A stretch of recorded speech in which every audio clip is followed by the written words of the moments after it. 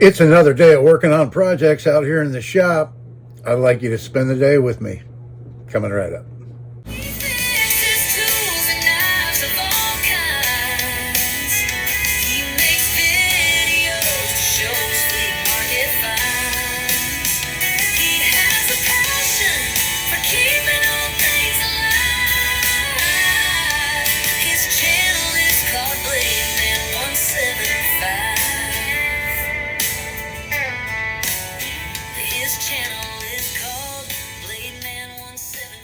Hello everybody, and thanks for coming back for another video. This is Dave and I'm glad you're with me. It's morning right now and I'm still drinking some coffee right here, and I just thought maybe you'd want to see what I'm doing today with these projects. I got a little bit behind on some of these things I wanted to accomplish and get done, and I just got some things in the mail I'd like to share with you today and talk about what I'm going to be working on today. So not sure if this is something that all of you will be interested in, but hopefully you'll find it entertaining and you'll follow along with me. So let's see, first up, I'd like to say that I've got the door open. It's a beautiful morning. Right now it's about 68 degrees. So it feels great right now, no humidity. So I won't have to run the air conditioner, at least not for now. Maybe later on today I might have to, depending on how warm it gets. Right here in front of me, like what you see in the background might seem pretty organized, but I have basically 3 bench areas in this shop, and they're just piled up with projects and stuff everywhere. I'm looking is just stuff everywhere. It's a little bit confusing, but I know where everything is. I can find everything pretty much whenever I need it. I cleaned my bench off in front of me right here yesterday, and I found a few things that were buried under other stuff. Here's one of them right here, this Brookstone knife I haven't done anything with. This very oddball knife. Let me turn on my filming light. You can see a little bit better. Yeah, I have my door open today, so my shop kitty might show up here. Ossie. He was just in here earlier sniffing around looking for spiders and whatever. The whole world? Ossie. Ossie, the whole world. Say hi. He doesn't know what to think. Yeah, good boy. Okay. Want to go down and look for lizards? Yeah, so I've got this. It really doesn't need much, but it's a very unique knife. It's unlike anything I've ever seen. It's pretty hefty.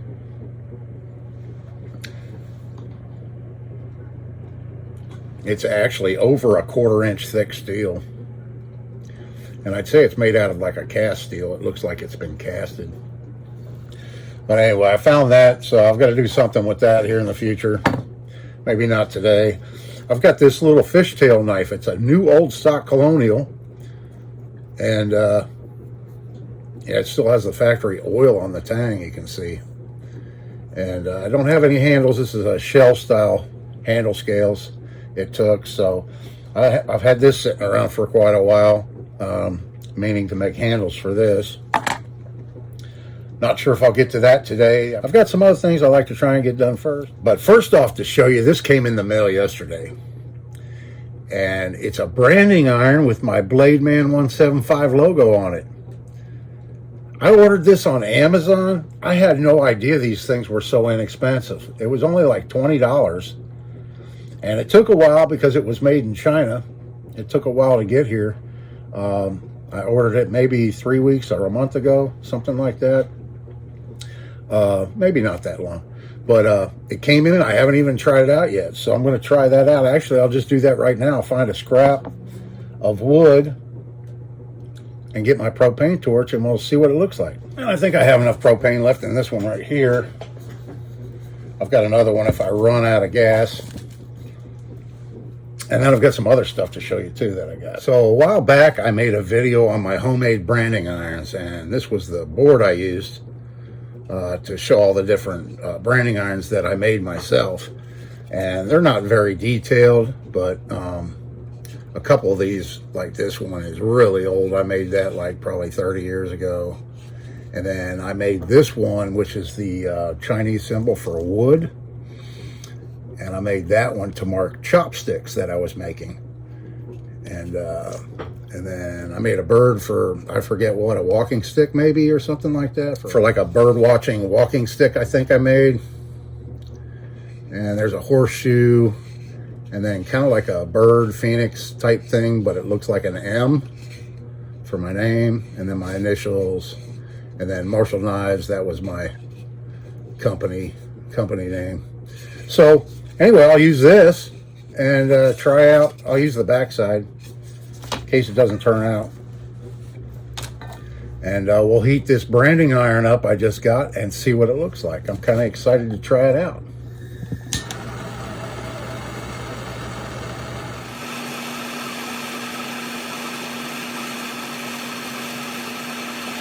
Yeah, I couldn't believe how inexpensive these were. I figured, you know, for a custom branding iron, you'd have to pay a lot more. I was very surprised to see them that inexpensive. So all you have to do is submit a black and white JPEG picture. I got it on Amazon, and you just submit a black and white JPEG picture of your logo or whatever you want. And submit it, and then they make it and send it to you. It was great. And this thing has a lot more detail than I'd be able to do by hand. I wouldn't be able to make something like this by hand. So I'm sure they use like a CNC laser cutter or something to make this with. I'm going to try it now and see. It might be warm enough. Oh yeah. Oh, I love it. Oh, this thing's great. I'm not getting perfect. Let's try this one here. Yeah, that last one is a little bit better. Still might be a little bit too hot. I'm gonna try it again.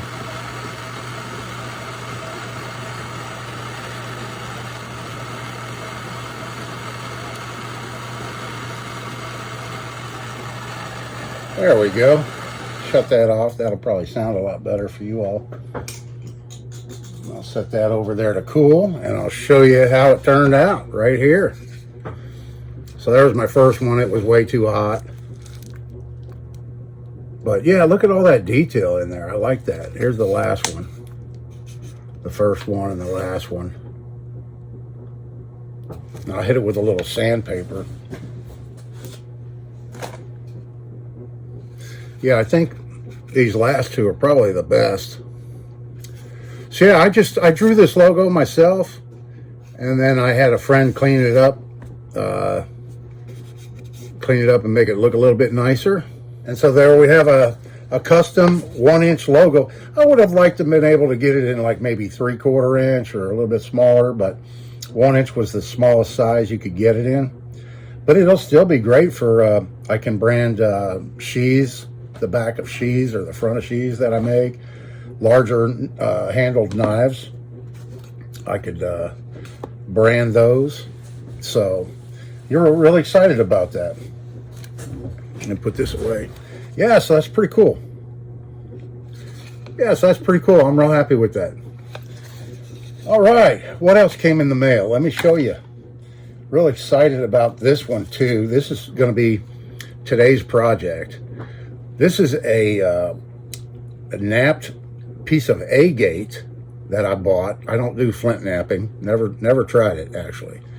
But I've always been interested in it. It's just one of those things I've never tried before. So I bought this, and the reason I bought it is just really for a picture for my new book.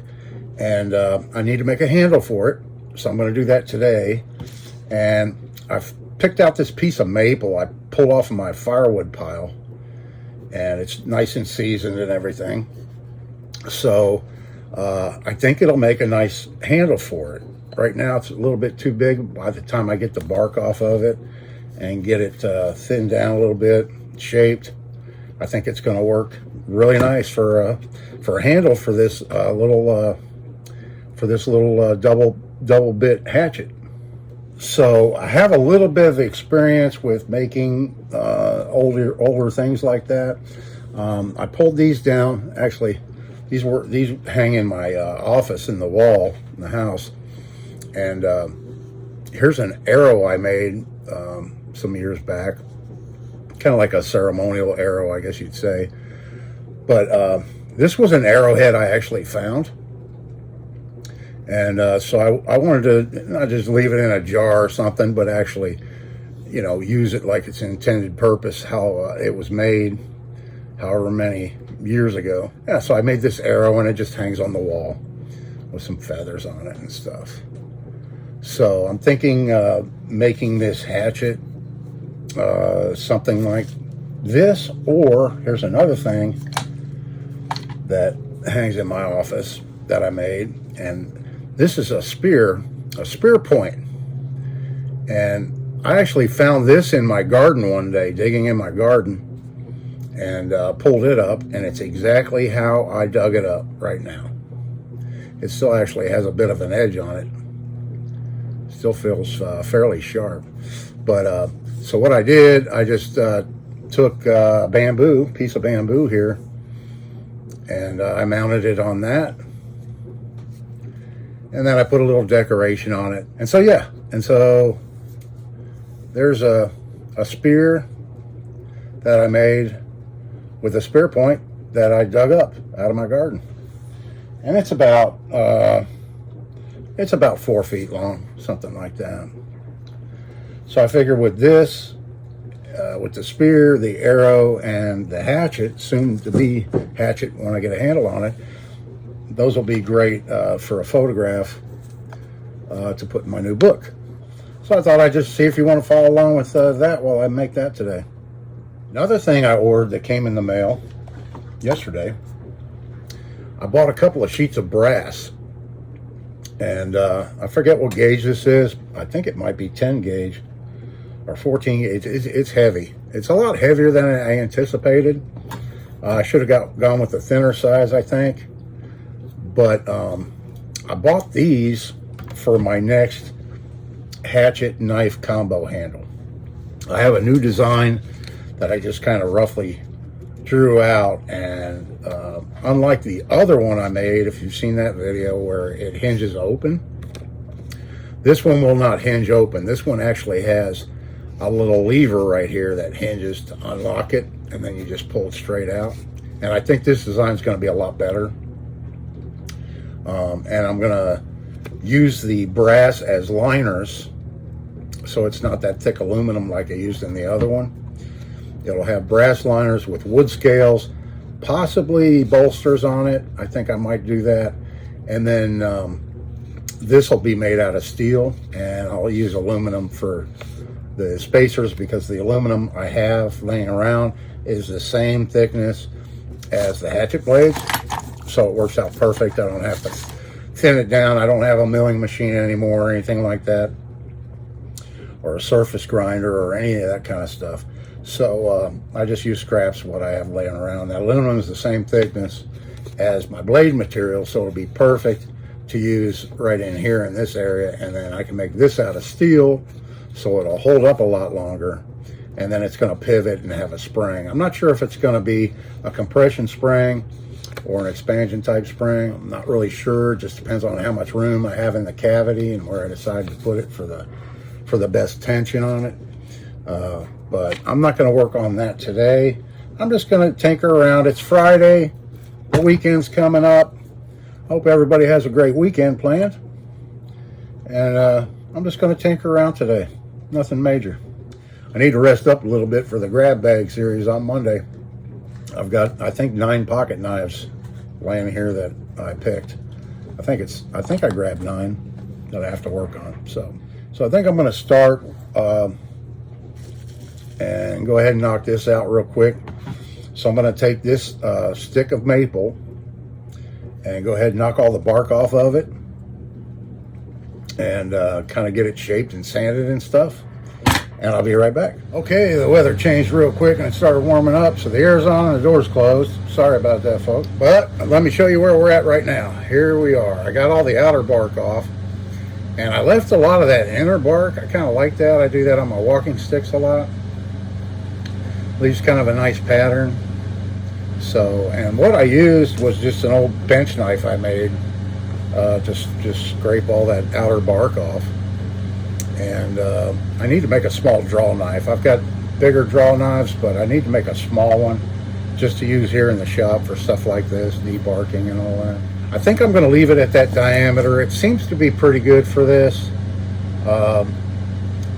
size hatchet head. So all I want to do now is probably, I'll just sand it down a little bit. It's got a little bit of a curve to it, but that's fine.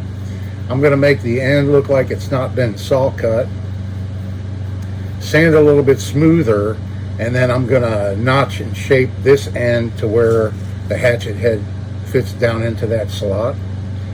And then I've got some artificial sinew, and I think I'm going to use that. I didn't have any when I did these things, so I used like leather and sail twine and stuff like that. But I think I'm going to try that artificial sinew I have to lash the head on.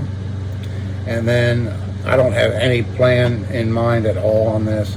I'm just kind of making it as I go along. But I would like to add something for a handle, like I'm thinking maybe take some leather and just crisscross it, because I don't want to make the handle diameter any larger than it is right now. Right now it feels about perfect.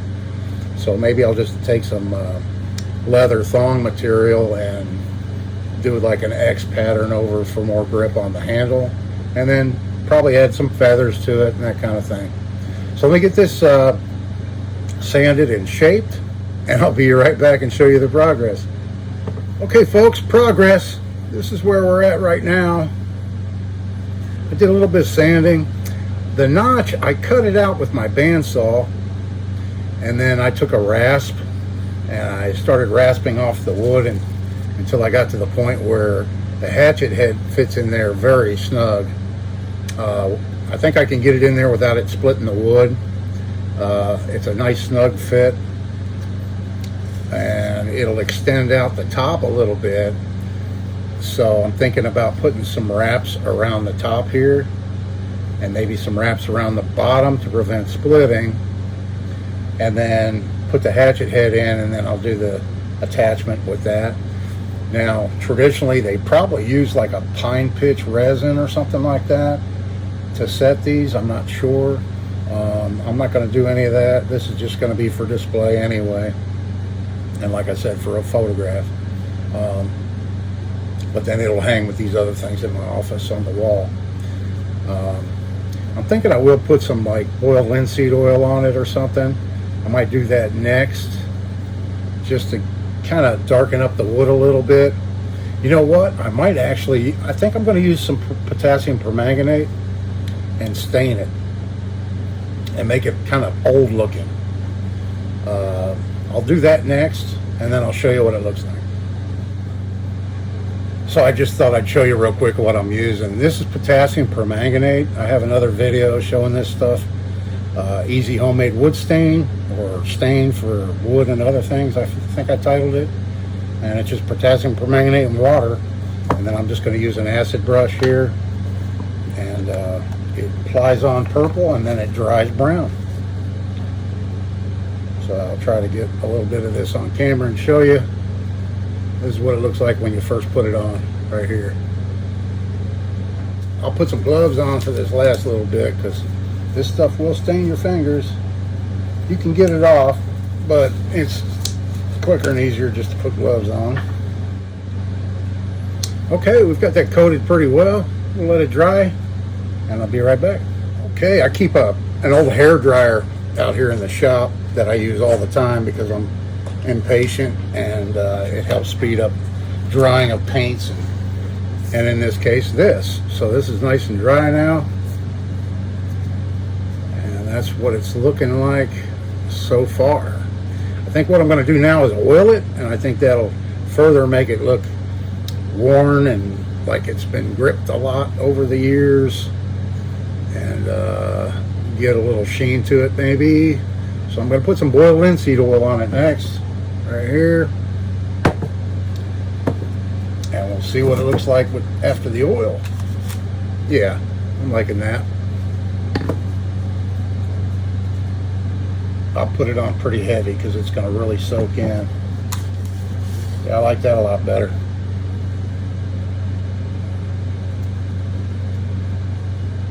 And there's our handle so far. What do you think? How's it progressing? I thought I had 4 different colors, but apparently I don't. I have white, black, and then this brown. And I think the brown is what I'm going to be going with for this project. Hopefully there's enough here. There's quite a bit on this spool, I think. I've used some of it already in the past on other projects, but yeah, I'll let this boiled linseed oil dry a little bit, and then I'm going to take this, clamp it up in my vise with the soft jaws, and I'm going to go ahead and wrap some of this artificial sinew. I'm going to whip it right around here at the base, and that'll prevent this from splitting when I put the hatchet head in. So I'll be right back. I just put another light coat of linseed oil on this handle, and I'm letting that dry. And while I'm letting it dry, I'm kind of thinking about what kind of decoration I want to put on this. And I think I really like to have some beadwork on it, some kind of beads.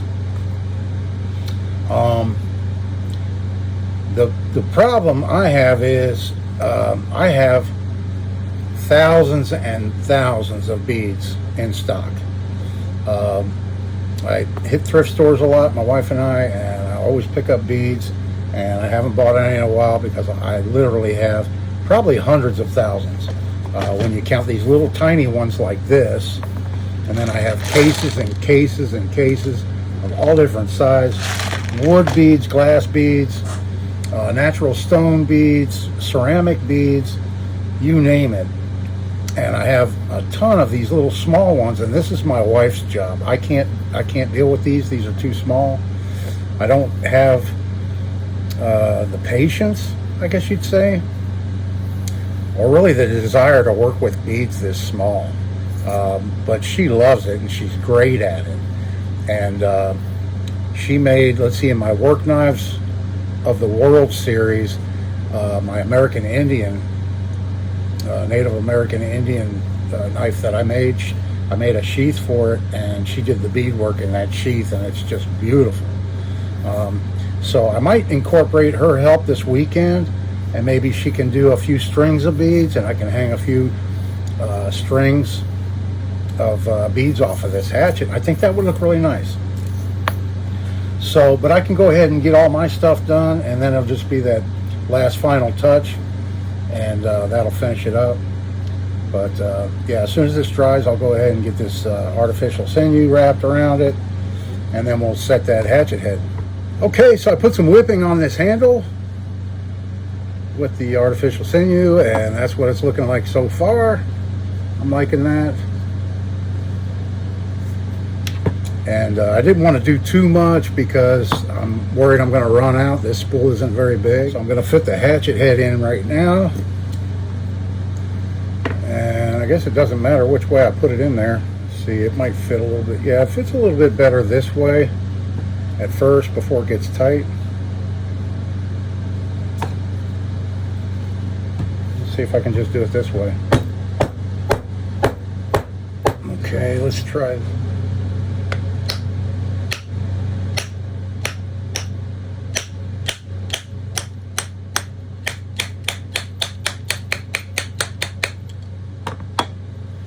That's working. Let me just get it straight. Oh, that's nice and tight in there. Yeah, that's looking pretty good. Maybe just a touch more.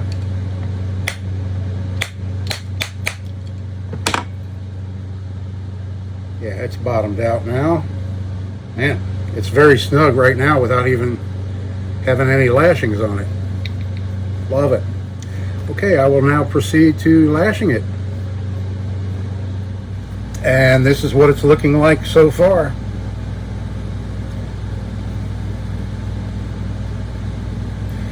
Yeah, I was thinking, I knew I was going to wrap it up here, and I was going to file in some little notches, and I forgot. But this stuff's working really well, and it goes pretty far. I mean, I still have quite a bit left on this spool. I thought I was going to use all of it to do this, but it's nice and tight and secure. There's no play in it whatsoever. So you could definitely use this. So now that I've got it this far, I'm going to go ahead and do some kind of a leather wrap on the handle and start thinking more about the decorations on it. So let me go ahead and do that. I'll be right back. So I have this whole tote right here full of leather and strings and different colors.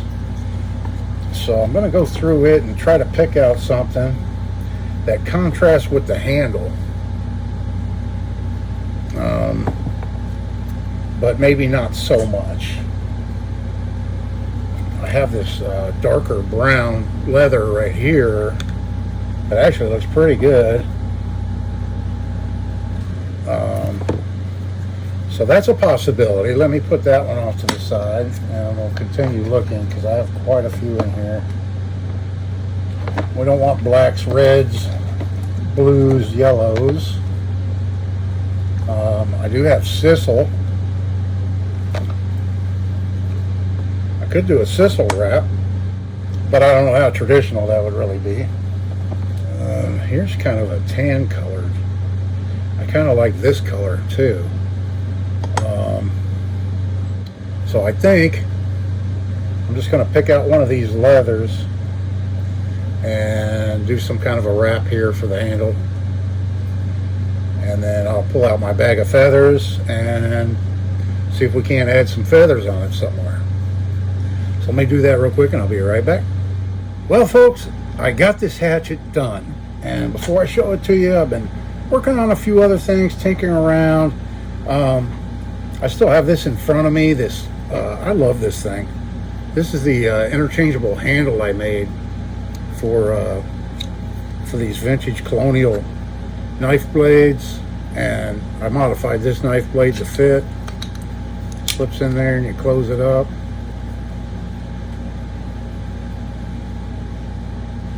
And then you can change it out.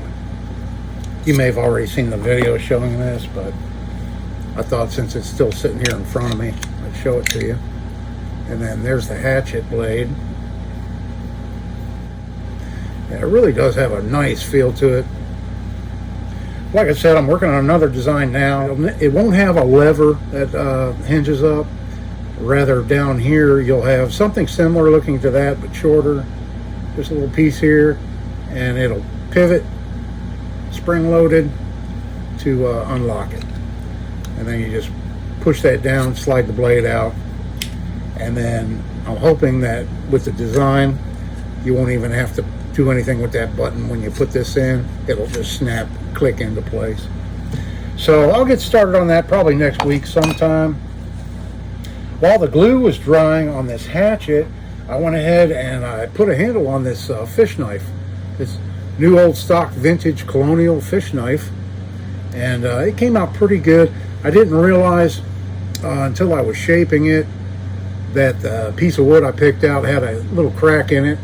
So I filled that in with some super glue, and so that should be fine. It's just cosmetic now, and it's not all the way through. It's just a superficial crack there on top. But knife has a really good half stop, really good blade alignment, and that's that spalted wild olive wood that I used for the handle. And so I was glad to get that one done today. That's been sitting here on the bench for quite a while. I was happy to get that done. And you may remember this from the past. This blade right here I purchased, and it came out of a gentleman's collection. And it's a Northfield Knife Company blade. Very, very rare. With this thumb stud, I'm calling it. And And this blade is over 100 years old without a doubt, and it's a very, very rare blade. I've never seen another one like it. I can't find another one like it. So it either wasn't a very popular design, it may have been too revolutionary for its time, or whatever reason, there's just very, very rare examples. And I purchased this on eBay with the intent just to make a pocket knife out of it. And what I found is this right here. It's an old Western States that is probably about the same age as this blade. For sure, this is from maybe the 1910s or something like that, in the early part of the Western States Cutlery Company. And this one has genuine stag handle scales.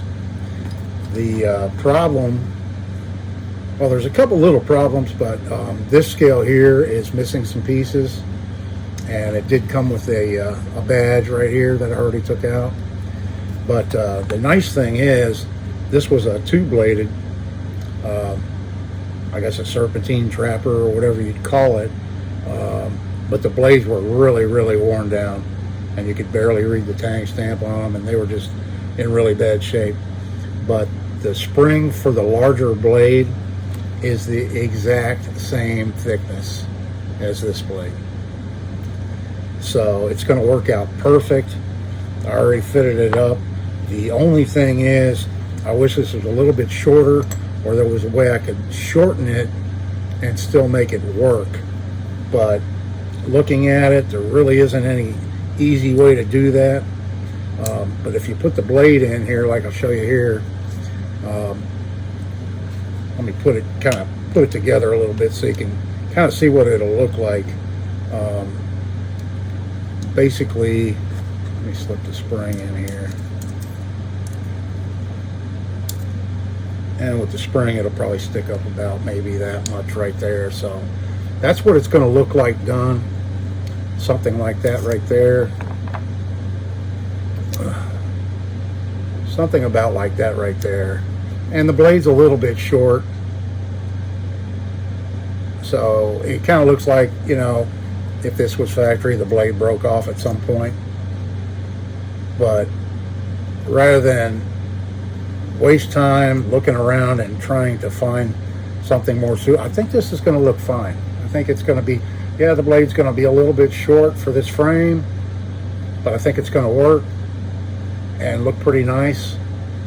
So my plans for this are, I'm going to have to cut a new piece of stag to fit in here, or try and repair these missing pieces and then remount the badge in it. Not quite sure what I'm going to do yet on that. And then clean these liners up real good, and then I'm going to engrave on the inside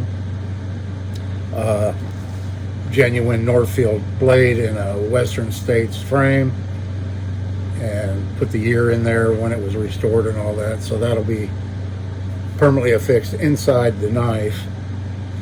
And I'm going to polish the blade up a little bit more. I did clean it up a little bit. It has this unique stamping that looks like it was done on purpose right here. The 4 dots and then that little arch. It could have been accidental. These were hand-forged blades back in the day out of a high-carbon steel, very similar to 1095, and then heat-treated. Yeah, I just love this blade. It has the nice long match strike nail nick there, and I think it's going to clean up really nice, and I think it's going to make a really nice pocket knife, and a one-of-a-kind, very unique pocket knife, that's for sure. So as I progress on that and get to work on that, I will definitely keep you abreast and let you know. And then now, without further ado, let's take a look at how the hatchet turned out. Here it is in all of its glory. I'm calling it done. I'm not going to bother my wife to do any beads or anything like that. I just dug through my bead supply, and I found some kind of natural earth tone colored beads, like a jade color, like an ivory and a brown. And then I made a couple of staghorn beads here, and then I put potassium permanganate dye on them to kind of make them look old. but those are made out of staghorn. And then I just glued some feathers, and these might not be typical feathers that you'd see on an old artifact, but I'm sure if they had birds that had these feathers around back in the day, they would have used them. These are probably dyed, I'm not sure, but I just found them in my bag of feathers, and I thought they looked kind of cool. So the wrapping I just did a simple cross wrapping type deal on it, and it was a lot lighter than this, and I didn't really like it. I thought it would kind of look like buckskin, but after I got it on there, it was just looking way too light. So I put some oil on it, and that darkened the leather up, so it makes it, I think it makes it look a lot better now with the darker leather on the handle. So that's how it turned out. It's been a fun day working on little projects out here, getting some stuff knocked out. I really appreciate it. If you're still with me, thanks for hanging out today with me in the shop. I'm going to go ahead and get this video edited and uploaded for y'all. And I'll see you again on Monday. Come back and join me then for the grab bag series, where I grab a handful of knives and fix them up. And I'll show you these knives after I get them done. So come on back for that. I hope everybody has a great weekend. You're having a great day today. This is Dave. See you in the next one.